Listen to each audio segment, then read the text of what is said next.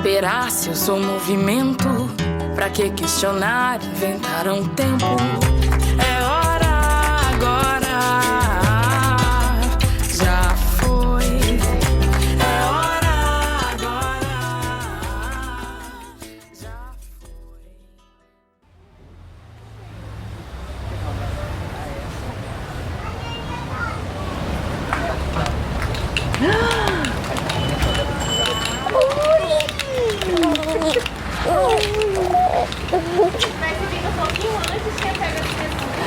Como vai você? Oi, Olivia! Eu quero ganhar um abraço também, gostoso. Olha o que a gente tem aqui. A gente trouxe pra gravar os sons e as nossas vozes, pra gente poder conversar. Olha, Olivia, eu vou te apresentar as minhas amigas, ó. Sabrina. E essa aqui é a Fernanda. Tudo bem, Olivia? Você quer mostrar a sua escola pra gente? Então bora. Eba!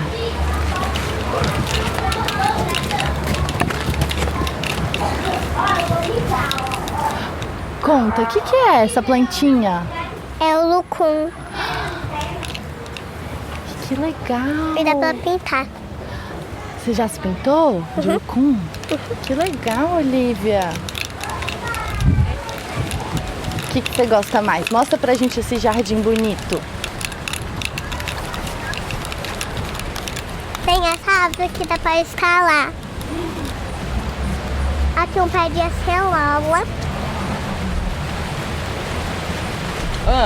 E também tem aquele balanço dali. Que legal, que escola bonita que você tem. Aqui que você conheceu a Sara? Foi? A Sara é minha amiga menor. E aquelas? São as galinhas gangolas. E mostra. Tudo certo? Podemos ir? É que tá doendo, é que tá doendo. O que você falou, olha? É que tô doendo.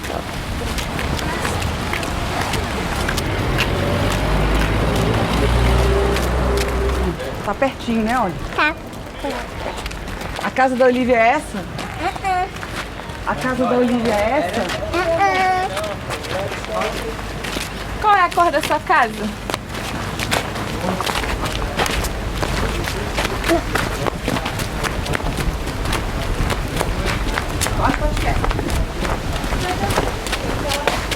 É essa que tem balanço. Que casinha gostosa! Que fresquinha a sua casa, Olivia. É na sombra. Uhum. E onde é a praça? A praça?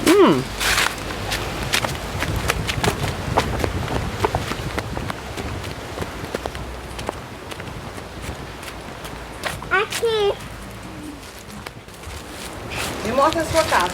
Eu nunca vi na sua casa, olha. Pois é.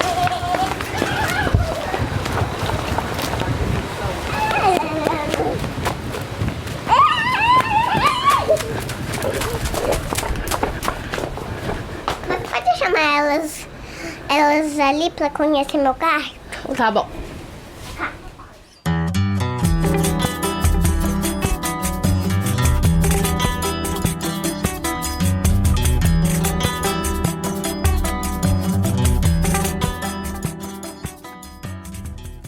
Então, você ouviu várias integrantes da equipe do Mundaréu. A Irene do Planalto, a Fernanda Mariá, a Sabrina Neves e eu conversamos com a pequena Olivia. A Olivia é filha da Débora Allenbrand. A Olivia tem hoje 4 anos e mora nessa rua de Maceió. A Rosiane Tavares também tem uma filha, a Sara, de 7 anos. E elas também moravam nessa rua há uns anos atrás. Naquele tempo, a rua, a praça e a escola foram os lugares que as duas mães e suas crianças se conheceram e passaram a conviver. Neste episódio, elas todas vão conversar com a gente. Mas eu lembro de uma conversa ali, no final da rua, onde fica na pracinha da Rua das Crianças. Essa é a Rosiane. Esse não é o final da rua. E essa é a Sara. E agora a gente ouve uma conversa que elas tiveram online na gravação desse episódio, relembrando como era estar ali em Maceió, naquela rua que a gente acabou de conhecer, naquela praça. Não é o final da rua, Sara? É o final da rua, né? Na pracinha da rua. Sara tava lembrando aqui, não, mas a pracinha não é o final da rua. Acho que é, Sara. Estavam fazendo o contrário.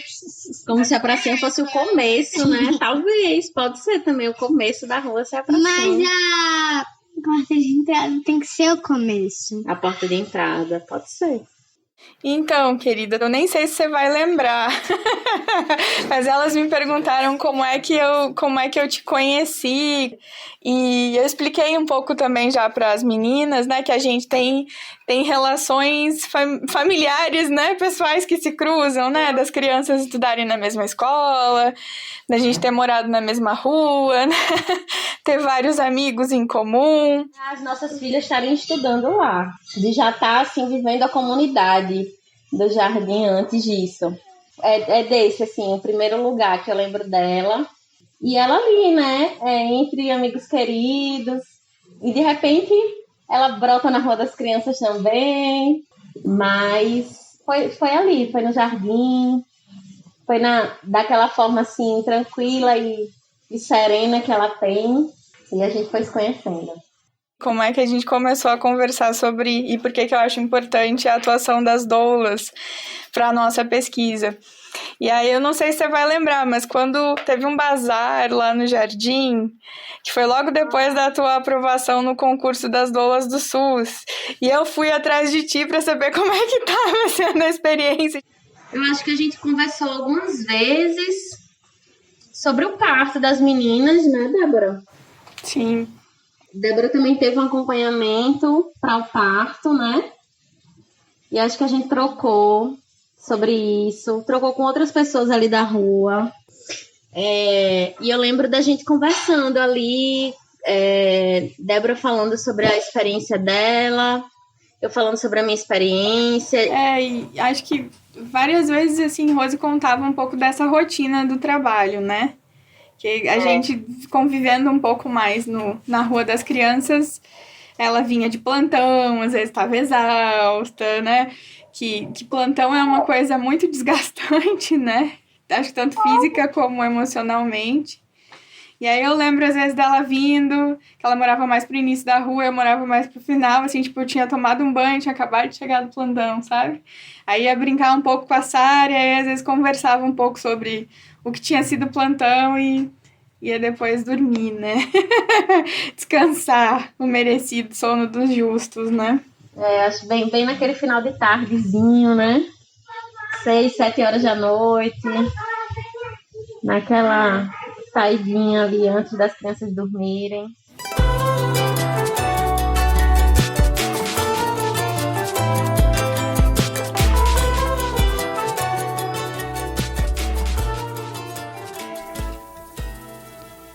Rosiane é doula e presidente da ADOAL, Associação de Doulas de Alagoas. Débora é antropóloga e trabalha na Universidade Federal de Alagoas. Juntas, elas têm feito pesquisa sobre como tem sido parir ali na região de Maceió, em Alagoas.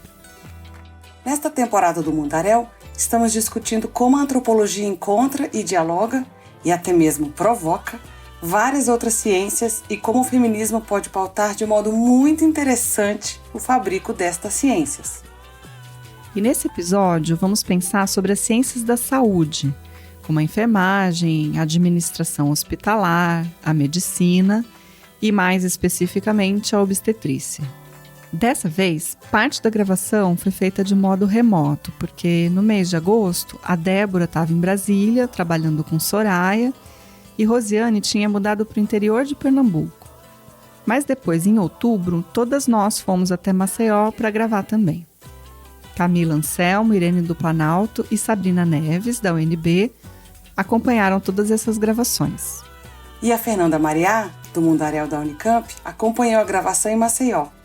Eu sou a Soraya Fleischer, antropóloga da UNB, e nesta temporada vocês vão ouvir o 4º episódio, O Parto como Travessia. E eu sou Daniela Mânica, antropóloga e pesquisadora da Unicamp.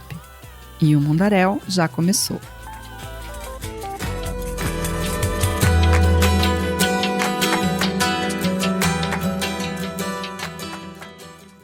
Então tá, eu queria chamar a atenção para as duas crianças que conhecemos neste primeiro bloco do episódio. A Olivia e a Sara parecem ter influenciado e muito o fato de a Débora e a Rosiane terem se conhecido e, ainda mais, terem mergulhado no debate sobre como as mulheres têm parido no Brasil. De modo muito interessante, a Olivia ajudou antes da gravidez e do parto da Débora e a Sara ajudou depois da gravidez e do parto da Rosiane. Então, no cenário de parto e nascimento, foi a minha experiência como mãe, né? E a minha experiência, inclusive, antes de ser mãe, já construindo esse desejo de filhos. Então, quando eu comecei a minha trajetória, eu estava falando de uma jovem mulher que não queria ter filhos ainda, que não estava no horizonte. E quando eu chego nesse tema, já é quando eu estou começando a me aproximar do desejo de filiação, do desejo de ter filhos, e vendo minhas amigas, minhas colegas parindo num cenário hostil. Então, eu tive uma experiência especificamente, né, de violência obstétrica, né? Mas eu já entrei nesse cenário, antes de imaginar que experiência eu ia ter, muito armada para enfrentar esse cenário hostil, né? Então, a minha experiência pessoal de desejo de ter um parto respeitoso, quando eu engravidei da minha filha, eu tenho a impressão que ela sempre foi quase militarizada por essas narrativas, né? A gente não gosta da militarização, mas a gente realmente se arma para enfrentar, né? É um cenário tão hostil que você não pode ir desarmado, você tem que ir realmente, né, vestida com as armas que você tem, né? A dolagem chegou na minha vida depois do parto de Sara, assim. Como eu estudei pro parto dela, né, para poder buscar não sofrer violência e que ela não sofresse violência, a gente precisa estudar muito no Brasil, né? E aí, apesar de não ter tido uma doula, eu conhecia muita coisa, mas depois que eu fui vendo que é um universo gigantesco, quando eu fui trabalhar no universo da humanização do parto, eu vi que é um universo gigantesco, né? E aí, na época, eu ainda não conhecia tão fortemente o trabalho da doula, isso era 2015, né? Sara nasceu em novembro de 2015. E depois de ter passado pela travessia que foi o meu parto, eu já estava repensando tudo, né? Foi uma transformação interna também muito grande. E aí fez todo sentido o curso de doula para mim. E aí terminei o curso de doula e já estava engatilhada com uma amiga que estava perto de parir, que me procurou porque eu tive um parto em casa e ela já foi a minha primeira doulanda. Então foi acabando o curso numa semana, na outra semana já estava no parto dela, que foi um parto domiciliar também. E daí pra frente fui cada vez mais. Então eu acho que é daí, mais ou menos, né, dessa reflexão que envolve justamente maternidade, parto, entender direitos sexuais e reprodutivos como parte desse ciclo gravídico puerperal, né, que vai nos levar a pensar sobre violência obstétrica, racismo obstétrico e o atendimento que as mulheres recebem nos serviços de saúde, especialmente no serviço público.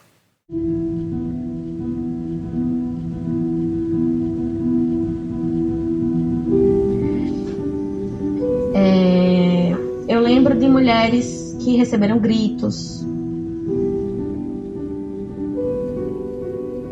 Eu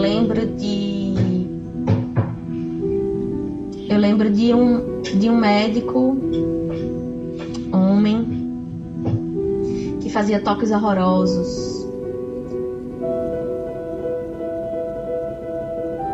Eu já presenciei mulheres sendo muito violentas com outras mulheres. Assim, muito violentas. Na fala, no traquejo. Já vi médicas, mulheres gritando muito forte com outras mulheres, que me doeu muito, foi muito triste.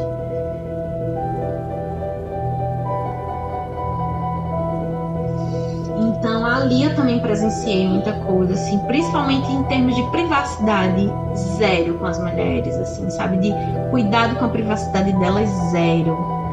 E de um certo desdém, sabe? Eu lembro de sair chorando de alguns atendimentos. Eu lembro de não conseguir terminar alguns partos. Eu lembro de perceber que tinha uma hora que agora eu preciso sair desse parto porque eu preciso respirar. Eu quero muito estar aqui e ser apoio para essa mulher, mas eu não tô dando conta. Nem eu tô dando conta. Eu preciso sair, eu preciso respirar para voltar, para poder ser apoio para ela.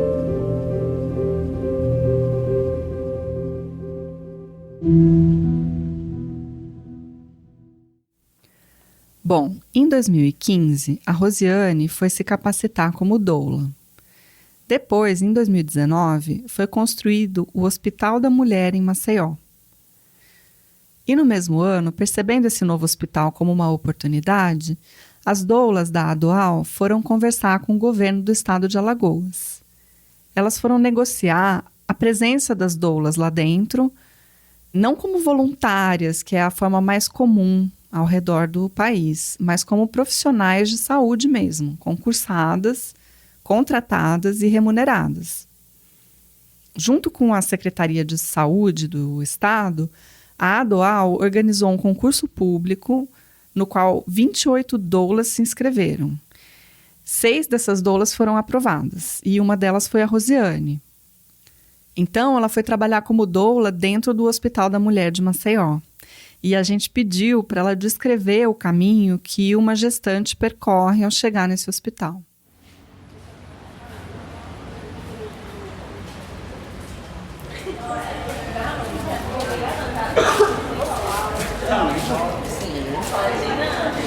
Tá bom, vamos lá. O Hospital da Mulher, ele é um prédio lindo, de muitos andares, muito espaçoso. Muito bonito à noite, brilhante assim. A gente entrava, ele tem uma porta de entrada muito bonita de vidro, um hall assim maravilhoso, uma sala de estar assim na recepção maravilhosa, que qualquer hospital particular ficaria querendo ter. A gente, vamos pensar ali, né? Entrando pela recepção, eu entrava um pouco à esquerda. No térreo a gente tinha muitas salas de atendimento ginecológico, sala de assistência social, sala de psicologia, de alguns atendimentos que precisavam ficar ali no térreo, ultrassonografia, clínico geral. A gente tinha a sala Lilás, né, de prevenção à violência contra a mulher e atendimento à população LGBTQIA+. E tinha 2 elevadores, colocava lá 6º andar, que era o CPN, Centro de Parto Normal, e subia para o 6º andar. E a gente entrava naquele corredor largo do CPN. A gente tinha uma sala de deambulação à esquerda, onde a gente tinha bolas, cadeiras reclináveis, espaldar nas paredes, 2 banheiros grandes, muito bons. E continuando, chegávamos de fato ao CPN, ao postinho de enfermagem, que assim se chamava, onde ficavam os profissionais e os materiais para ser utilizados. E a gente tinha 6 salas de parto, 6 PPPs. PPPs porque ali acontecia o pré-parto, o parto e o pós-parto imediato, né? Então, esse trabalho de parto que as mulheres elas subiam para o CPN depois de 6 centímetros de dilatação, né? Já na fase ativa do parto.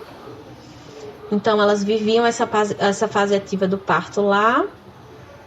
o parto, o nascimento em si e o pós-parto imediato, as 2 primeiras horas pós-parto.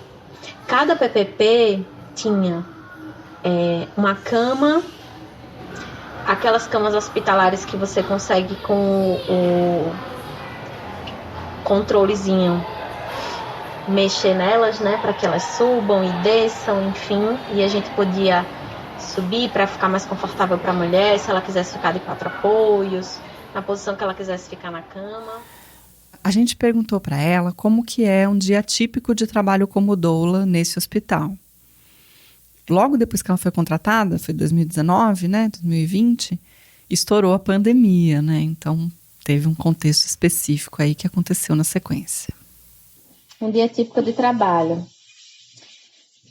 Ai, é emocionante, assim, ao mesmo tempo que bem cansativo, porque plantões são bem exaustivos, né?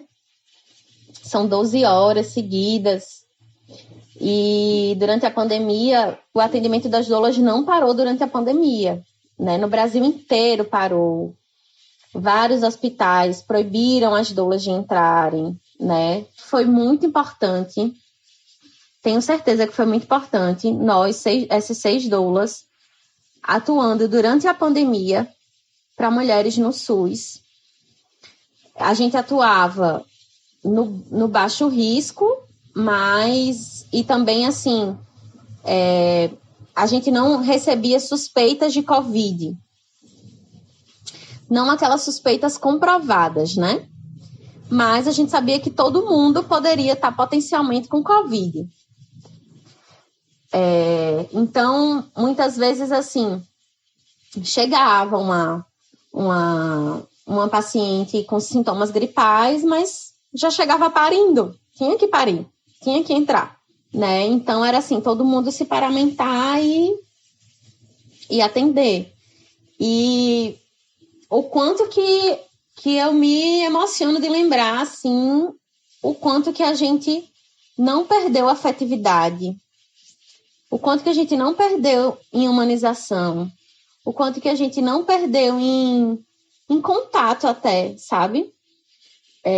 De muitas vezes acontecer de uma mulher que estava em isolamento por conta do Covid, os profissionais ficam apavorados, né? De entrar ali, quem vai entrar? Tá, vai escolher ali o mínimo de equipe para entrar, tá? Porque se a gente fosse para o isolamento, a gente tinha que ficar lá até o final daquele parto. A gente entrou, a gente não saía mais, para não ficar fazendo essa troca, né, que podia ser contaminante, né?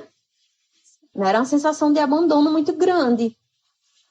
E o parto já é uma sensação de passar sozinho por muita coisa, né? E era, assim, muito gratificante poder vivenciar isso, sabe? De chegar às 7 horas da manhã no plantão, de eu ter ficado de 7 horas da noite até 7 horas da manhã com aquela mulher, e eu dizer para ela, olha, tem outra doula que vai chegar e vai continuar com você. Isso é maravilhoso.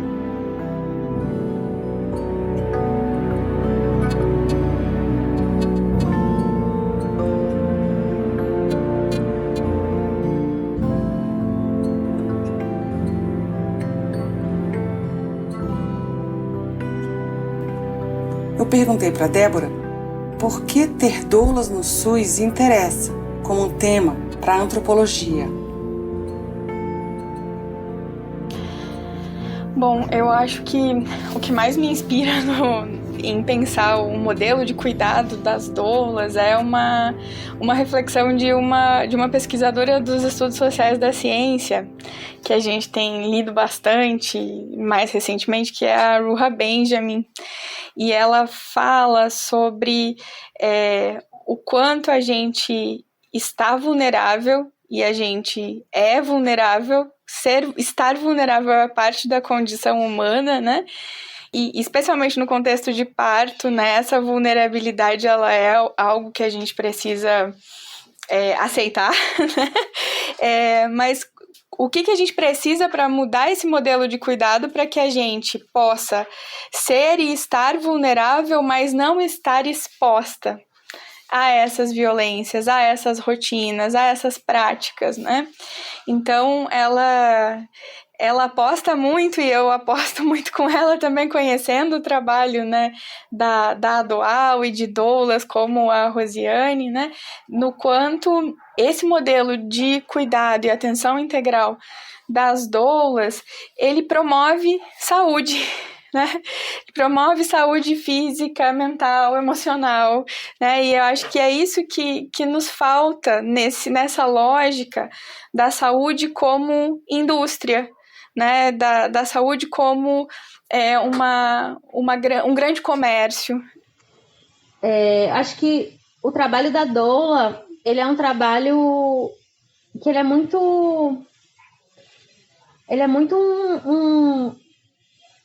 uma força de mulheres, sabe? Porque ao mesmo tempo que você está ali apoiando as mulheres que são as suas doulandas, você está... Talvez, eu acho que eu nunca vivi em outra profissão uma rede de apoio tão grande quanto as outras doulas, as profissionais doulas, o quanto que a gente se ajuda, o quanto que a gente está uma na vida da outra, o quanto que a gente está se fortalecendo. É um encontro de mulheres assim muito forte, muito profundo, muito significativo. E essa integração, né, essa atenção que a gente quer que as mulheres tenham em todo o parto, né? E acho que o que é muito marcante dessa experiência, de todos os pontos positivos que tu consegue destacar, né, Rosi? Mesmo durante a Covid, esse fato da gente ter uma doula para esse plantão, né, o quanto ele já melhora esse sentimento de cuidado, né, essa percepção do cuidado. E o que é saúde se não é cuidado? Então, eu acho que é por isso que esse modelo da atenção e do cuidado das doulas, ele é uma inspiração para a gente pensar e transformar a saúde como um todo e, quiçá, outras esferas da nossa vida, né? Que estão tão fragmentadas, tão separadas em caixinhas, né? Essa ultra especialização, especialmente na saúde, né? Cada parto era um aprendizado, cada parto era eu me transformando junto com aquela mulher, né? E aprendendo um pouco mais sobre o que era ser doula e aprendendo um pouco mais sobre o que era servir outra mulher, né? De cada vez mais.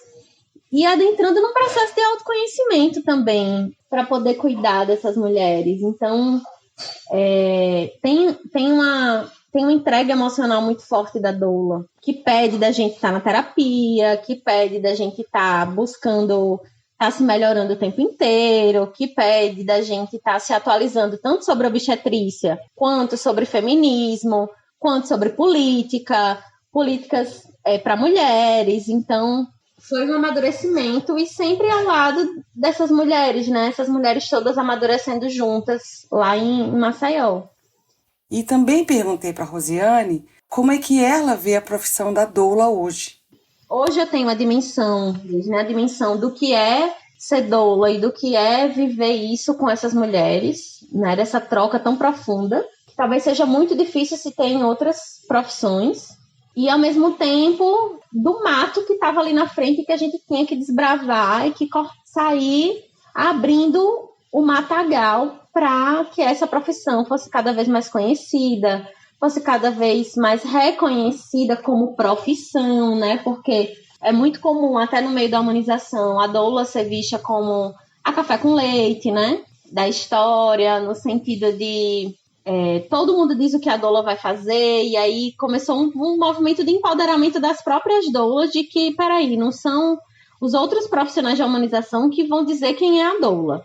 Nós precisamos agora, né, nos organizar em associações, em federação, e nós precisamos dizer quem somos, o que fazemos, e nós precisamos falar por nós. Não é o outro que vai dizer que o nosso trabalho vai ser voluntário, enquanto todo mundo aqui ganha, e só o trabalho da doula vai ser voluntário, né? Então, foram muitas questões aí, entrando nesse processo também da associação, que cada vez eu fui me vendo também mais desejosa de participar desse trabalho no coletivo, né, para as mulheres. Não só cuidar delas individualmente, quanto desse cuidado coletivo, né?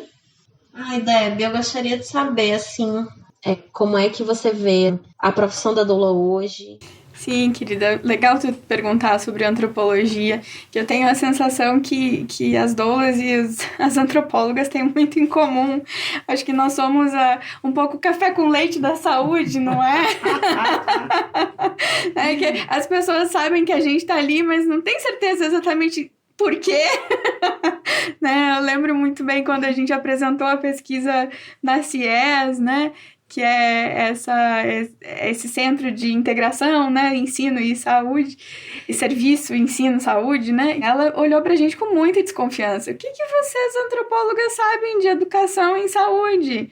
Tipo, como assim? Por que vocês estão metendo o pé aqui? Né, que é justamente esse lugar, né, que eu acho que é um paralelo interessante com as doulas, né, entre tantos profissionais com esse saber técnico e específico da saúde, né? Essa coisa intervencionista mesmo, né? O que a doula faz, né? E é um pouco como olham para as antropólogas querendo pesquisar educação em saúde, né? O que a antropóloga quer fazer aqui? A antropóloga não é médica, a antropóloga não é enfermeira, a antropóloga não faz procedimentos de saúde, né? Que muitas vezes a gente mede, né, a qualidade, a possibilidade da atuação em saúde por esse bisturi na mão, né? A gente não tem o bisturi na mão, né? A doula também não tem, né? Então, acho que a gente se une nisso, né? A gente não quer ter o bisturi, a gente não quer estar com ele na mão. Assim, eu acho que a gente tem muito a contribuir, tanto as doulas como as antropólogas, né? E especialmente doulas e antropólogas feministas, né? Eu acho que tu já marcou bem na tua fala a importância de não só ser doula e ter um olhar para a humanização, mas ser doula e ser feminista e ter um olhar para as políticas públicas, né? Eu acho que, da mesma maneira, a antropologia, quando ela é engajada, quando ela é feminista, quando ela está pensando políticas públicas, ela é muito mais rica, né? Então, a gente tá metido ali, assim, meio que as pessoas sem saber o que a gente faz e por que a gente tá ali, né? Mas a gente tem um lugar muito importante para cavar naquele mato, né? Usando a tua metáfora, né? Ocupar esse lugar, né? E trazer a nossa perspectiva para a rede, né? Para o debate, né? E Débora e Rosiane estão juntas num projeto que se chama Desafios e Estratégias para Educação Permanente na Saúde Materno-Infantil em Alagoas. Esse projeto aprende das experiências que as duas têm com os próprios partos e com as suas atuações como pesquisadoras sobre a parturição. Além disso, elas estão pensando juntas a produção de um podcast de educação continuada em saúde. Mas no Brasil, 98% dos partos acontecem em ambiente hospitalar. E acontecer em ambiente hospitalar significa que você vai estar exposta às rotinas, às práticas que costumam ser muito desrespeitosas, né, e pouco acolhedoras aos desejos e à autonomia da mulher. E tudo isso expõe as mulheres à violência obstétrica e outras formas de violência, né? Então, a gente construiu esse projeto, né, baseado no desejo de compreender, né, os desafios dos serviços de saúde e pensar formas de trazer alguma capacitação para os profissionais que estão atuando nesse cenário. Eu acompanhei partos violentos, óbvio, né? Não é porque a doula tá ali que a doula vai ser a salvadora e que não vai haver violência obstétrica. Acompanhei partos violentíssimos que tanto para mim quanto para as outras doulas fizeram a gente pensar e repensar muitas vezes se a gente queria mesmo continuar ali, se a gente conseguia, se o nosso emocional conseguia continuar ali. Mas, ao mesmo tempo, acompanhei partos em que eu saía chorando e pensava, poxa, essa mulher teve a mesma dignidade, o mesmo cuidado, o mesmo tratamento que eu tive no meu parto domiciliar, sabe? Essa mulher foi muito bem cuidada aqui. Então, a gente vivia, assim, os dois extremos, né? Tanto profissionais violentos, quanto profissionais mais acolhedores. E eu acho que existe muito sucesso nessas possibilidades, assim, de realmente valorizar esse modelo de cuidado que tem trazido bons resultados e que pode ser ampliado, né? Então, esse olhar que a gente tem falado, né, de quem vê uma violência acontecendo, mas que pode pautar uma política pública e pode apontar e pode trazer essa outra expertise, né? Da mesma forma que você falou da doula, né, trazendo esse suporte emocional, essa atenção integral, esse desejo de respeitar a autonomia da mulher, né, que é um princípio que está em todas as diretrizes de parto, que deveria ser uma preocupação de todos os profissionais, mas acaba sendo preocupação das doulas, né? Então, acabava que as nossas amizades com aquelas pessoas que conseguiam se conectar mais com a gente nos plantões, acabavam que eram profissionais que também iam se lapidando, né? Que também iam estudando mais, que também iam percebendo e mudando práticas. E como que a gente pode pensar essa formação a partir desse modelo de cuidado é algo que eu acredito que a gente tem muito a aprender com as doulas, com as parteiras. Porque é justamente isso que está fazendo a diferença, né? Estar juntas às 6 ali, né, fazia com que a gente continuasse vivendo um pouco dessa comunhão de mulheres, né, para que a gente sempre continuasse, mesmo com o trabalho de formiguinha, a sensação ainda é essa, com as doulas que estão lá, do trabalho de formiguinha.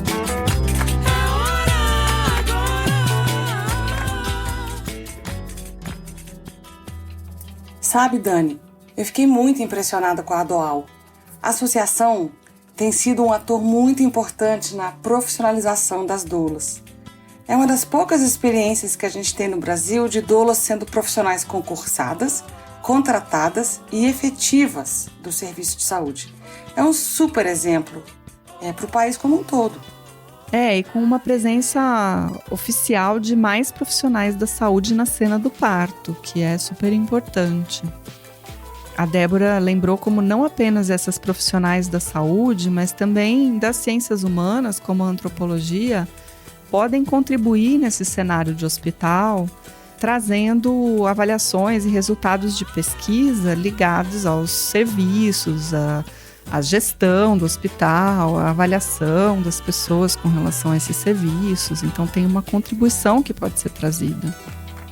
No dia a dia de trabalho, a Rosiane lembrou como é que as doulas foram importantes para acolher mulheres parturientes em plena pandemia de Covid. E a gente sabe como o vírus atingiu em cheio as mulheres grávidas no Brasil. E tristemente, a mortalidade materna foi muito mais alta por aqui, durante a pandemia. Eu achei muito forte e interessante como a experiência pessoal de parto das duas é o que tem motivado a militância científica delas, né? Então, o feminismo é uma orientação central para elas e se torna importante para a pesquisa, para o ensino, para a própria parceria entre elas. A partir dessa indignação de vivenciar uma violência obstétrica ou de testemunhar uma violência obstétrica com uma outra mulher, que faz com que elas desejem que nenhuma outra mulher tenha que passar por isso ao parir a sua filha ou seu filho.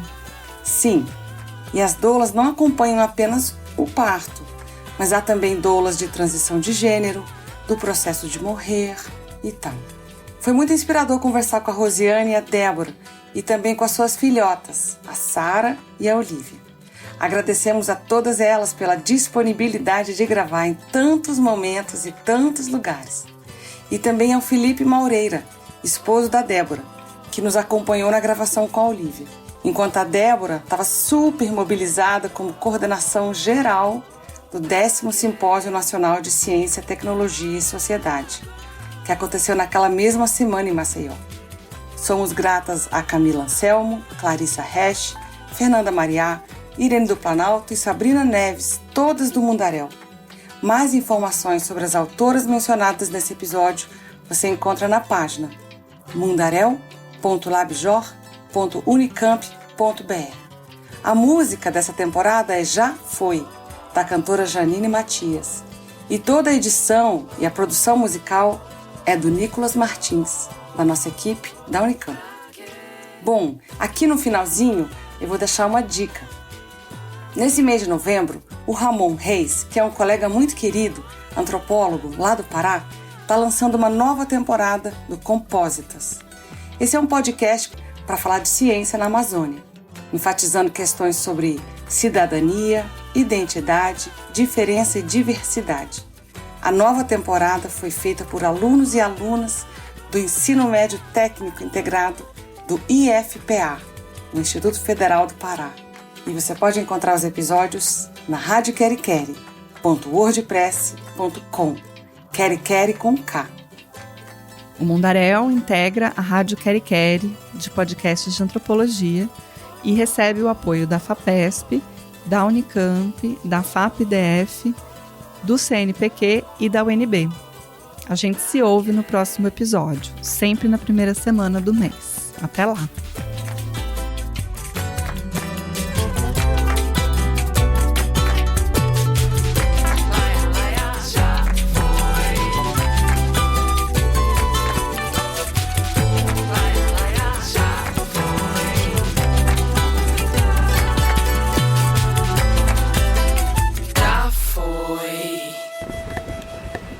Você quer gravar alguma coisa? Ou tá bom já? Tá bom. Então tá. Pode tirar? Sim. Como é que você gostou de ser podcaster por um dia? De gravar. Depois a gente vai te mostrar tudo que a gente gravou, tá bom?